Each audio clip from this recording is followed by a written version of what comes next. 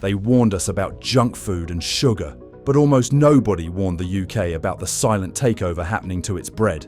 Bread was once simple: flour, water, yeast, salt. But as ingredient lists grew, textures turned unnaturally, and industrial chemical agents slipped into the supply chain under comforting names. The consequences reach far beyond taste or texture, linking industrial bread systems to inflammation, digestive disruption, metabolic imbalances, child sensitivities, and a slow deterioration of public health that no marketing slogan can hide. We have uncovered how laboratories, additives, factory systems, and supply chains re-engineered bread for speed, profit, and shelf life. And in this investigation, one of the darkest truths is hidden behind a single innocent word: fresh. And you may never look at the loaf you eat daily the same way ever again.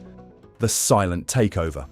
For most people in the UK, bread is an everyday certainty. Cheap, familiar, easy to find in every supermarket aisle. It sits beside the milk, next to the butter, often bought without a second thought, because bread has always been there. We grew up with it in our lunchboxes, stacked on cafe shelves, wrapped in plastic in corner shops. And when something becomes that familiar, we rarely ask where it came from, or if it's changed. But over the last few decades, bread in Britain quietly underwent a full transformation. Not with a dramatic announcement, but through gradual tweaks, reformulations, corporate consolidation, and quiet shifts in production methods. Today, the loaf most households buy is nothing like the bread that existed half a century ago. Even though the packaging suggests tradition, warmth, simplicity, the reality is mainly speed, scale, and hyper-efficient industrial design. The biggest turning point came with the arrival of accelerated baking systems introduced in the late 20th century. Instead of slow fermentation or natural development, industrial bread moved towards rapid mechanical kneading, chemical aids, and bulk dough processing. The goal was simple: make bread cheaper, faster, and more uniform for mass distribution. Large bakery corporations realized that smooth slices, soft crumb, predictable texture, and long shelf life sold better than authenticity. Once that formula proved profitable, supermarkets embraced it wholesale. As Britain's food economy became increasingly supermarket-led, small, independent bakeries struggled to survive. Industrial bread was not only faster to produce, it was engineered to stay soft and springy long after a real loaf would begin to stale. Price competition widened the gap further. Families facing tighter budgets chose the cheaper option without realizing what had been lost along the way. Time, fermentation, nutrition, texture, flavor, and any meaningful link to the traditional craft of baking. Marketing filled those gaps with imagery: rolling countryside, wheat fields, rustic fonts, and comforting words like farmhouse, artisan, or whole meal. These terms created the illusion of heritage, even when the product originated in giant factories using fractionated ingredients, lab-designed enzymes, and standardized processing systems. Most shoppers never questioned it because the deception was subtle. When something becomes everyday, its origin fades into the background. But the true shift wasn't only about ingredients, it was cultural. Bread went from local to industrial, from crafted to engineered, from food to product. And because the transition happened gradually, few noticed it at all. The industry didn't need secrecy. All it needed was familiarity. If everyone was eating the same kind of bread, it felt normal, even if it was radically different to what previous generations would recognize as bread. And this takeover is only the beginning. Once you see how these loaves are engineered and why they behave the way they do, the next stage of this investigation becomes deeply unsettling, because the additives used to create perfect bread aren't there for your benefit at all. The real shock lies ahead. Engineering the perfect loaf. When people picture bread being made, they usually imagine something simple: flour poured into a bowl, a pinch of yeast, water, salt, maybe a slow rise before baking. But the modern industrial loaf sold across the UK is far from that image. Behind the scenes, it's shaped not by craft, but by chemistry, engineering principles, and a surprising amount of laboratory trickery designed to control every texture, smell, color, and mouthfeel. The biggest driver is predictability. Supermarkets don't want variation. They want every slice of bread, whether manufactured in January or June, to feel identical. Soft, bouncy, tearable, with crust that never feel too crusty, and crumb that springs back like foam. But that consistency doesn't come from nature. It comes from compounds that alter the biological behavior of dough. Dough conditioners are one of the most commonly used tools in this quiet engineering. These include emulsifiers, stabilizers, and chemical agents that help dough withstand aggressive industrial handling. Instead of gentle kneading, factory dough is pumped, pressure-forced, rolled, extruded, frozen, thawed, sliced and sealed through rapid production lines. Without additives, it would collapse. Enzymes, often never listed on the label because they are categorized as processing aids, are used to artificially inflate the dough, improve rise, speed up fermentation, and give loaves that signature airy softness. Many large bakery systems use oxygen control strategies, manipulating gas levels inside dough to accelerate development. Others add preservatives to suppress mold, acids to simulate flavor that should have come from time and fermentation, and synthetic conditioners to mimic the chew of bread that once took days to develop. These chemically assisted shortcuts remove the need for slow rise, long fermentation, or careful folding. Bread becomes fast food in loaf form, structurally engineered rather than created. Manufacturers defend these techniques as harmless. They argue that enzymes are natural, that additives are safe, and that processing simply makes bread more accessible. But what those defenses leave out is intent. Almost every intervention is chosen to extend shelf life, reduce labor, or create the sensation of freshness, rather than meaningfully nourish those who eat it. Profit drives the formulations more than well-being does. Even the structure of the crumb, the way bread tears, compresses, and even smells, is manipulated through controlled hydration, emulsifying agents, and lipids that prevent stalling. Some loaves are treated to resist moisture loss for days longer than a true bread ever could, creating that soft, long-lasting texture that consumers have been trained to think of as quality. Yet in reality, that softness is a sign of ultra-processing, not craftsmanship. And here's where the unsettling truth begins to surface. If bread needs this much scientific modification to survive production and transport, what exactly are we eating? And what does it mean when almost none of these interventions are visible on the label? Because the deeper we look, the more troubling it becomes. The next section exposes the ingredients modern bread uses that you never see printed anywhere at all. The ingredients you never see.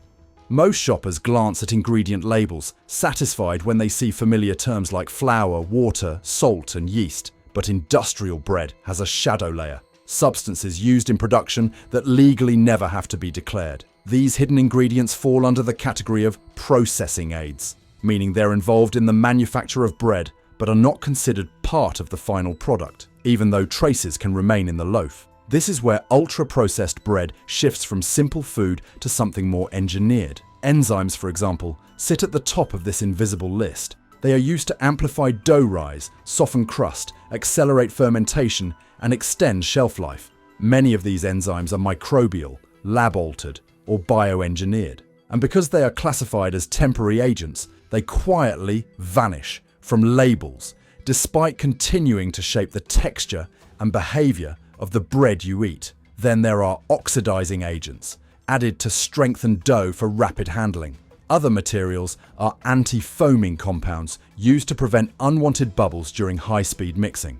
Technically, many of these substances are washed away or deactivated during baking, but not always completely, and rarely without leaving some form of residue.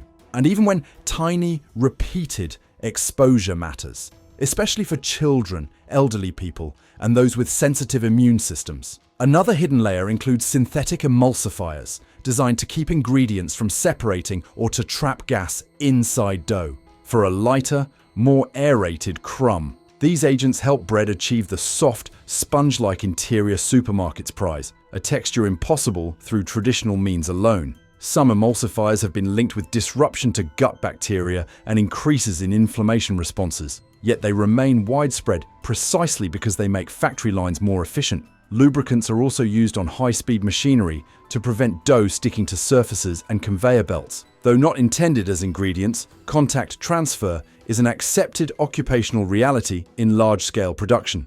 Solvents and reactive agents can also be used to clean or sterilize pipes within industrial baking systems. Trace amounts may be tiny, but their presence is not something the public tends to imagine in everyday bread. Defenders argue that regulations permit these techniques and that processing aids are rigorously assessed. But regulators rarely evaluate the long-term effects of combined exposure to multiple agents over decades. Nor do labels reveal anything about how many chemicals and intermediaries played a part before a loaf reached the shelf. To the average shopper, the product appears simple and safe. And this is the heart of the issue. The bread looks traditional, tastes familiar, and carries classic names, yet the process behind it resembles industrial fabrication far more than anything recognizable as baking. When parts of the recipe are invisible by design, consumers have no opportunity to make informed decisions about what they feed themselves or their families. Because the moment processing aids become normalized, transparency disappears. And if secrecy is acceptable when it comes to enzymes, solvents, and reactive agents, what happens when shelf life becomes even more important than safety itself? The answer begins in the next section, where longevity, not nourishment, becomes the top priority. Shelf life above safety. If there is one force shaping the modern loaf more than any other, it's shelf life. Traditional bread begins to stale within 24 hours, sometimes sooner. Its short lifespan used to be seen as a natural sign of authenticity. But for supermarket chains, stale bread isn't heritage. It's loss. Loss of display time, loss of sales, loss of predictable margins. So, the modern system demanded a new kind of loaf, one that doesn't behave like food, but like stock. To achieve that, large-scale bakeries rely on techniques that stop bread aging the way it should. Fermentation time is trimmed away. Hydration levels are pushed to the edge of structural stability. Additives mimic the flavor that slow fermentation naturally develops, while preservatives and crumb-softening agents fight off dryness and mold. Accelerated mixing processes deliberately engineer dough to hold moisture longer than nature ever intended. Also, loaves can withstand days, sometimes weeks, in transport, storage, and on shop shelves. This approach rewards durability, not digestibility. Supermarket supply chains work on long-distance distribution models, which require loaves to survive factory baking, road haulage, warehouse waiting periods, and store display, all without collapsing, stale odors, or visible mold. To the industrial system, bread isn't meant to go off. It's meant to endure. But long-lasting softness isn't harmless. The very mechanisms that keep bread fluffy and pliable for improbable stretches of time also interfere with how our bodies handle it once eaten. Short fermentation means gluten remains harder to digest. Extended softness often comes at the expense of natural breakdown processes that make true bread easier on the gut. Preservative interactions, emulsifier residues, and moisture-locking agents alter the texture in ways that feel comfortable to the hand, but not necessarily to the digestive system. This strategy also feeds a deeper illusion. If something doesn't stale, people assume it's fresher. The logic is backwards, but it's effective. If a loaf still feels soft on day 5, the shopper believes it must be good quality. In reality, that softness is a sign that chemical optimization has prioritized appearance over integrity. Traditional bread is meant to firm and dry because it's alive when first baked. Industrial bread stays artificially pliable because it has been stopped from behaving like real food. And behind the scenes, supermarkets plan their logistics around that engineered durability. Shipment timetables, warehouse rotation, and national distribution networks depend on bread that resists time. In an era of constant demand and national-scale supply, purity became inconvenient. So shelf life won. From the industry's perspective, the calculation is simple. Longer life equals fewer losses. Fewer losses equal higher profit. But in the equation, no variable is dedicated to the consumer's long-term well-being. Not one. Because once you design bread to meet the needs of logistics, everything that bread once represented, nourishment, craft, simplicity, becomes secondary. And if benchmarks like flavor, nutrition, and digestibility are sacrificed for longevity, what else is quietly traded away? The next section digs into that question, revealing the corporate pressure, strategic funding, and policy shaping that keep ultra-processed bread on every British shelf, no matter the cost. The war against transparency. The deeper you look into Britain's industrial bread system, the more one pattern becomes impossible to ignore. Corporations have spent decades shaping the rules, the messaging, and even the science that surrounds what goes into our loaves. Regulatory frameworks, ingredient labeling, nutritional recommendations, and food safety boundaries didn't simply appear. They were influenced, challenged, and quietly molded by commercial interests determined to keep industrial bread both dominant and unquestioned. Large bakery conglomerates and multinational food manufacturers invest heavily in lobbying efforts. Their goal isn't to advertise, it's to steer policy. From pushing for loosened definitions of whole meal and freshly baked to lobbying against mandatory disclosure of processing aids, these organizations fight to maintain the invisibility of the very methods that make ultra-processed bread so profitable. If a legal loophole allows enzymes to go unlisted, they protect it. If legislation threatens to require clearer labeling, funding is funneled into counter-arguments, economic impact reports, and industry-sponsored research designed to cast doubt on potential risks. And this creates a second, quieter layer, funding pipelines that influence scientific narrative. When studies on emulsifiers, preservatives, or microbial additives surface, industry money is often present somewhere behind the scenes, either to minimize findings, soften language, or redirect focus. Some scientists have openly admitted that negative results make securing future grants more difficult. In other words, research that challenges profit is gently discouraged, while research that validates the status quo is readily supported. Meanwhile, public health messaging rarely addresses ultra-processing as a threat. Campaigns blame individual behavior, eat less, move more, make better choices, without ever acknowledging that some choices are heavily engineered to look harmless. If consumers assume bread is simple, they're easier to manage. Bread becomes the perfect blind spot. And here's where the illusion grows even stronger. Supermarket in-store bakeries are often not baking at all. Many operate as reheating stations for industrial dough imported frozen, sometimes from outside the UK. Yet with the right scent generator and rustic decor, the public believes it's watching a craft unfold. In reality, it's marketing theatre designed to reinforce trust. Before we push into the darker layers still to come, the health consequences, the misdirection behind healthy labels, and the disappearance of genuine bread making, pause for a moment. If you're finding this investigation eye-opening, don't forget to like this video and subscribe to the channel. It helps us push back against the silence surrounding ultra-processed foods and ensures more people see the information these industries would prefer stayed buried. Because things are about to get far more uncomfortable. The lobbying power that protects industrial bread doesn't just shape law, it shapes what you think bread is. And when marketing can convince an entire nation that the most altered loaves in history are traditional, then misinformation becomes a form of public nutrition. We are fed ideas just as strategically as we are fed products. But the real toll of all this influence isn't measured in profit charts, it's measured in public health. And that cost becomes painfully clear in the next section, where we examine what happens to the human body when ultra-processed bread becomes normal. Hidden health costs. For years, bread held a reputation as one of the most dependable foods on earth. A comfort, a staple, something inherently safe. But the shift towards ultra-processing has changed that reality in ways the public is only just beginning to see. Today's industrial bread behaves differently in the body, not because humans changed, but because the bread itself did.